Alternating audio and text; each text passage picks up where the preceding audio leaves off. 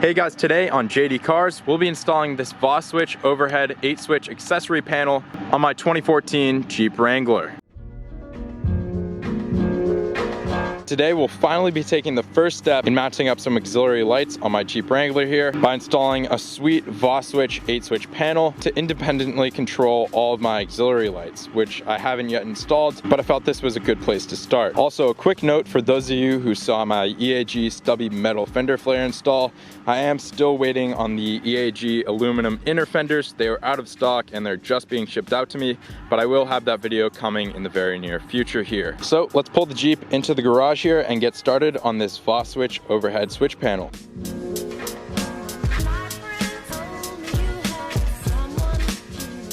Before we dive into the install, let's take a look at what we received in the box here from Voswitch. So as you can see, this did come from Amazon. Definitely a perk there. You get free 1-day shipping when you order this from Amazon. So we'll have a link in the description, of course. Pull this out of the box and get it turned around here.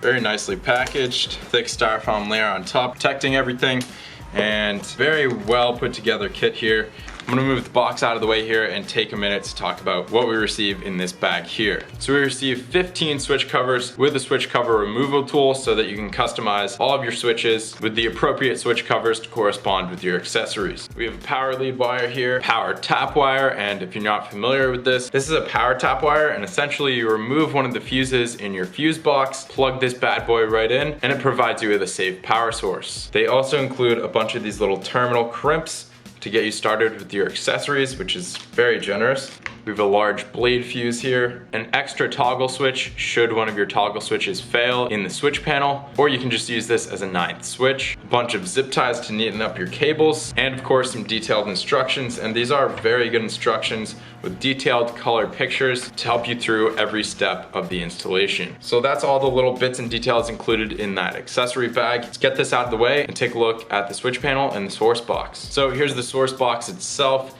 It's very heavy duty. It has some serious weight to it. It's honestly probably close to 10 pounds. Very solid construction. We have a hinged door here, so unscrew this little screw and we can open up the door here, revealing the electronics. Inside we have 8 40 amp relays here, each accompanied by a 30 amp fuse as well. We have 8 inputs here for 8 accessories, and where the wires go in through the wall to screw into these terminals here, they're actually rubber boots, as you can see here. These rubber grommets are gonna help a lot with keeping out dust and moisture, so I really appreciate that added detail. Close up the box here for now. Now looking at this cabling, we have some really heavy duty 8-gauge wire for our main power leads. This wiring is no joke. It's very beefy, very heavy duty. We have a very large inline fuse here, which is what that extra blade fuse is for. All of the connections have heat shrink tubing, and these power leads are crimped and soldered on for the best possible connection. At the end here, we also do have our wiring harness for the switch panel itself, and all of this wiring is encased in a very heavy duty plastic casing here to resist chafing. So all in all, very impressed with this heavy duty source box here. Let's take a look at the switch panel. All right, here's our switch panel. On one end, we have a touch sensitive button here. It's not actually a physical button. You can't press it in, and it is a multifunctional button. You press it once to turn on the power unit or once to turn it off, and you can press and hold on this button to adjust the dimness of each of these backlights here. And I should note that you do have a choice of 3 different backlight colors. You can choose from green, red, or blue. I opted to go with the red backlight. I think that's best for nighttime use. Now looking at the back of the switch panel here, we have our mounting bracket, some double-sided adhesive, and all of the switches wired in. Taking a closer look at all these switches here, you can see that each crimp has a rubber boot to combat dust and corrosion, and this multifunction button is actually waterproofed. It's filled with some sort of waterproof coating here. And lastly, looking at the wiring harness, each wire is individually heat shrunk to ensure none of the wires make contact with each other, and again to combat dust and corrosion. I also just noticed that on each switch and each corresponding connector, there's a little plastic label secured around the wire, and this will ensure that we don't mix up any of the connection should you have to disconnect any of these connections or replace a switch. So far, I'm very impressed. This is a very well thought out system, and I'm excited to get it installed on the Jeep. So let's get going with that. So first things first, we'll tackle the installation of the source box. So we're gonna pop open the hood here. And we'll be using these 2 stock 10mm screws to secure the source box under the hood. So I'll just back them off with my impact.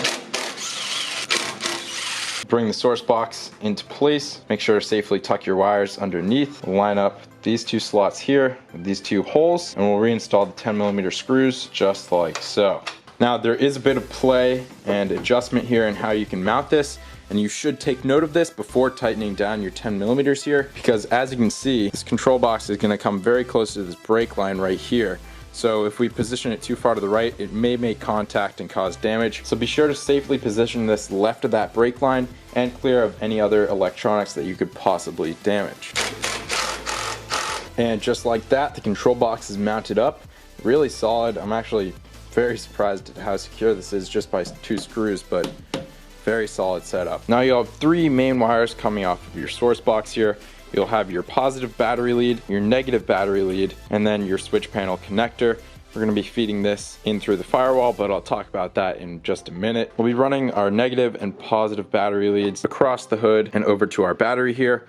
I'll be zip tying mine to this wire loom here, and our battery leads hook up very easily to these 2 10mm fasteners right here on the battery. Simple enough. Positive to the red wires, negative to the black wires. Now this system by Voswitch is very well thought out, and they do give you the option of having this set up on ignition power, meaning the system will only be active and can only be operated when the key is in and in the on position. So personally, I'm not too concerned about leaving my system on and having the battery go dead, especially because this system is equipped with a low voltage cutoff.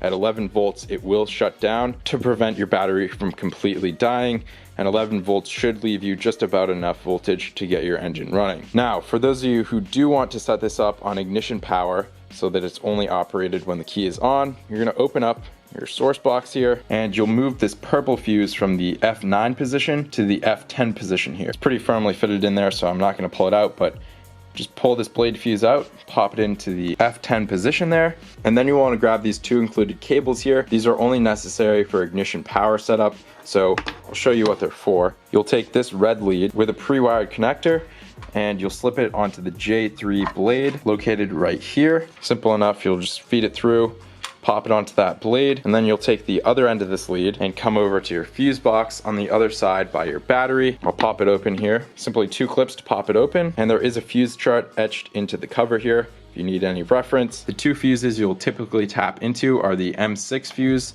As you can see, I've already tapped into this for my LED halo headlights, and you can also tap into the M7 fuse located right here. As you can see, there are 2 positions for it. You can either have it inserted in the left position, that is the battery position, meaning it's always on, or you can have it in the right position here, and that's the accessory power position, meaning it's only on when the key is on. This is probably the optimal fuse to tap into. What you'll do is pull out the M7 fuse and take the included fuse tap and plug it in place of that M7 fuse. You then have a crimp on the other end to take the remaining end of this lead, just insert it into that crimp, use a crimp tool to crimp it down, and you're all set to run the system on ignition power. So I'm gonna get my 2 battery cables safely zip tied down and transferred across over to the other side, and then we'll hook the leads up to the battery.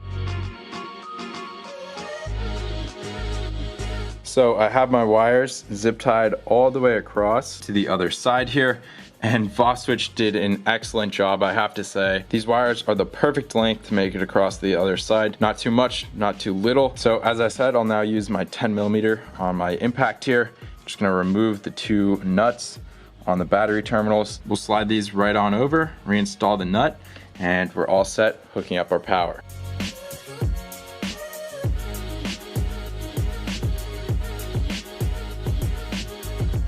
Okay, so we have our 2 leads hooked up to the battery here, negative and positive. We have both the leads neatened up. Now we just have to run the control wire through the firewall and into the cab. So there are a handful of ways that you can get wires through the firewall here. The easiest way I've found to do so is right through this rubber grommet right here. You can feel it, it's pretty flexible. You can use a pair of needle nose pliers, just get a good grip on that grommet and pull it out like so. Now I'll be using a cable snake, but pretty much anything can work. If you have anything semi-rigid but a little bit flexible, you can use it and shove it down through this hole. It should pop out left of the pedals. So I just fed it through that hole there, pushed it straight down, and as you can see, popped right out here. Now this might seem backwards because we aren't pulling a wire from in here into the engine bay. we're of course pulling the wire from the engine bay into the cab. So what I'm going to do is I'm going to tie a string to the cable snake here, pull it back through over to the engine bay, tie the control wire to the string, and then pull the string back through into the cab here.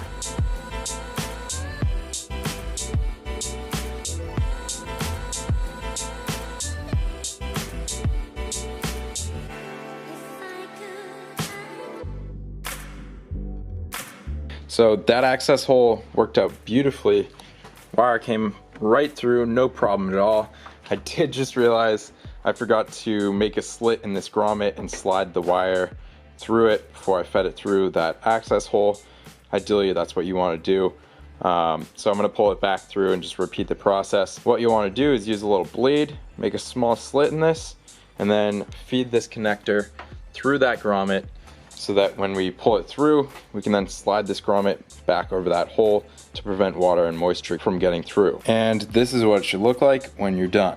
So at this point, everything under the hood here is done. I have to say it's looking really neat. It's hardly noticeable this was even installed. It looks OEM just because it fits in here so perfectly, and all these wires are very neatly routed. So we can now lower the hood, and we'll now route this control cable the remainder of the way up the A-pillar and across this channel here over to this footman's loop in the center of the vehicle. Using a plastic pry tool, you can pry up this side trim right here. Set that aside, and we'll now feed this control wire up through the side of the dash here, and we'll have to pry back the A-pillar a little bit. Rounding this corner here is a little bit difficult, and you may not find it necessary, but it is helpful to remove this trim here by using a Phillips head right here and a T20 Torx bit to remove these two screws here, holding on your vanity mirror. That should allow us to remove this plastic trim here, and it'll make rounding this corner a lot easier. After removing your vanity mirror and this plastic trim in this area here, you can then pop off your A-pillar pretty easily here. Just set that aside. And now we have all the room and maneuverability in the world to bring these wires up and across this channeling here. By the way, this is just secured with rivets as well. So I'm gonna run my wires up. I'm gonna pop back on the A-pillar trim as well as the vanity mirror and that trim there. And I'll check back in when we have our wire fed all the way to the center here. All right, everything's buttoned up. I have my wire coming out near my footman's loop here. Plenty of excess, as you can see, and we can just stuff that back in there once we have our control box hooked up. So what we're gonna do with our control box here is slip this bar over the footman's loop, and that's gonna secure it. And we'll also secure the control panel with this double-sided tape, as well as two small included Phillips head screws. Those go in these two holes on each corner. So we'll connect our wire to our control panel here. We'll stuff this extra wire back into the trim, peel off our double-sided tape.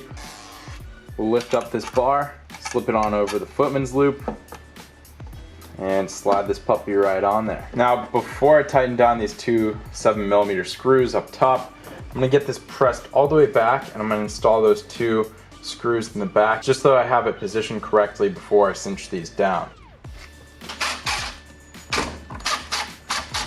So I just checked, and these two screws are in fact 7mm. Unfortunately, my smallest size box wrench in my metric set is an 8mm, so unfortunately, I'm gonna have to use my needle nose pliers to tighten them down. It's not the end of the world, but ideally you're gonna want a 7mm box wrench to tighten those. So that completes the installation of the switch panel here.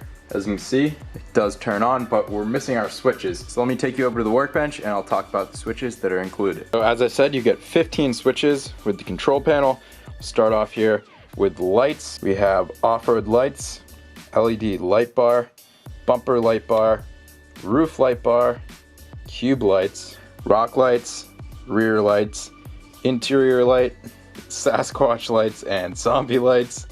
And then we have accessories, CB radio, air compressor, front locker, and rear diff locker. So we have a really complete set of switches here. Of course, if you need multiple of one or different ones, you can order them offline. And if you need to change out your switches, Voswitch does include this switch cover removal tool, so that makes your life really easy. Although I don't yet have any accessories on the Jeep, I'm gonna pop some of these on there so I can show you what it looks like.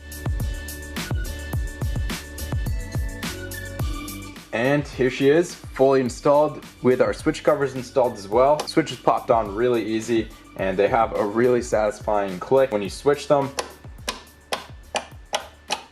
They're really solid, don't wiggle at all, and they just have a really good feel to them overall. So I'll demonstrate what it looks like in daytime use here. Obviously, I have my shop lights and my camera light kind of blasting it, so it's not going to appear to be that bright, but we'll turn it on by pressing this touch capacitive button here. Just tap that, turns right on. And when the switches are in the off position, as you can see, the labels are illuminated, but not the icons themselves. So when you then switch something, the icon becomes illuminated and the label turns off. I'll demonstrate the dimming feature here. Press and hold down, and all the switches will dim down. Press and hold again, and the brightness will increase. You can stop at any time whenever you find the brightness to be adequate. And I'm going to turn off my shop lights and turn off my camera light so we can simulate what this looks like at nighttime. So here it is, same camera settings and lights off. So this is at full brightness. Go ahead and switch the switches on. It looks pretty cool seeing the icons just illuminate out of nowhere. So again, this is full brightness. I'll press and hold the button so you can see what it looks like at minimal brightness. So they do get really dim, and if you're curious why would you want to do this, if you're off-roading at night and you don't want your night vision obstructed, it is a good idea to lower the brightness. So I'll press again and turn up the brightness here. Overall looks really cool, I love it. And another cool feature of having this touch capacitive power button right on the panel here is if you want to control all the switches at once, you can just leave them in the on position and then press the power button. Turns everything off, and then if you want to turn everything back on, you just press the power button again and everything turns right back on. So yeah, I'm really stoked with this setup. Very customizable, especially with all these switch covers, and I'll demonstrate briefly with the switch removal tool how to switch out your switch covers. So you're going to put your switch in the on position, hold the tool like so, and slide it right in there. And it'll pop the switch cover right off. So it's as easy as that to switch out and rearrange your switch covers. So overall, I am very pleased with this Voswitch overhead 8-switch panel here. It's extremely well designed, very well mounted. It's not going anywhere. And I really can't stress enough how well this kit is designed. From the switch panel itself here to the source box and all the wiring that goes along with it. This is a very, very well thought out kit. Everything fits and functions perfectly. And I really do appreciate all the thought that went into this kit, from the mounting of this source box to the perfectly length wires. Everything worked out absolutely perfectly. Usually I'm really not a fan of wiring because it can get very messy, but this kit is very well put together. They provide you with literally everything you need, even down to the zip ties. I really appreciate that they include extra switch covers, the crimps to hook up the accessories themselves, and they provide you with this extra wiring setup and this fuse tap to set the system up to run on ignition power should you want to do so. And they include an extra switch and an extra fuse, and they have extremely detailed instructions included, and this all speaks to what a great company Voswitch is. I'm super stoked with this setup, and I'm very happy that I went with Voswitch for my wiring setup. Hooking up all my accessories in the future is going to be such a breeze because I can just open up the door on my source box here, take the wires from my accessories, don't need to fuss with any fuses or major wiring, just crimp on the included crimps, slide the wires through, hook them up, and I'm all set to go. So that's why I did this install today, simply in preparation for all of the accessories that I plan to install. I actually have my first LED accessory in this box here, but I'm not going to spoil that surprise. So that's going to wrap up this video on the Voswitch overhead 8-switch panel. I'd like to pay a huge thank you to Victor from Voswitch for making this project possible. Definitely be sure to check out the link in the description below to this overhead switch panel. It may seem a little pricey, but the investment is well worth it, and you get free 1-day shipping on Prime, so that's a bonus as well. Go smash that like button, it really helps me out with these projects, and please be sure to subscribe for more Jeep content if you haven't already. And other than that, I'll see you guys next time on JD Cars.